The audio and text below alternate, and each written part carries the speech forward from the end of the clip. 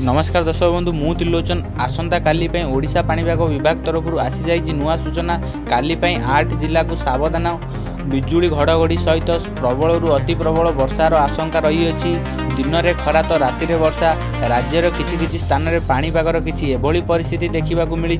काल बैशाखी प्रभाव में विभिन्न स्थान में बिजुली घड़घड़ी सह वर्षा देखा मिलुअछि। 15 तारिख तथा आज राज्यर 8 जिला को येलो वार्निंग जारी करिछि पाणीपाग विभाग। बिजुली घड़घड़ी सांग को प्रबल वर्षा और 40 ରୁ 50 किलोमीटर बेगर पवन बहिबार नहीं पूर्वानुमान करिछि पाणीपाग विभाग। सेहीपरि बालेश्वर भद्रक जाजपुर केन्द्रापड़ा कटक जगतसिंहपुर मयूरभंज और केन्दुझर जिलार गोटे किंबा दुईटी स्थान पर अलर्ट जारी करिछि विभाग। सेहीपरि पुरी खोर्धा नयागढ़ गंजाम गजपति मालकानगिरी कोरापुट रायगड़ा बालेश्वर भद्रक जाजपुर केन्द्रापड़ा कटक जगतसिंहपुर और मयूरभंजर गोटे किंबा दुईटी स्थान में हालुका किंबा मध्यम धरणर वर्षा समेत वज्रपात होबार संभावना रही।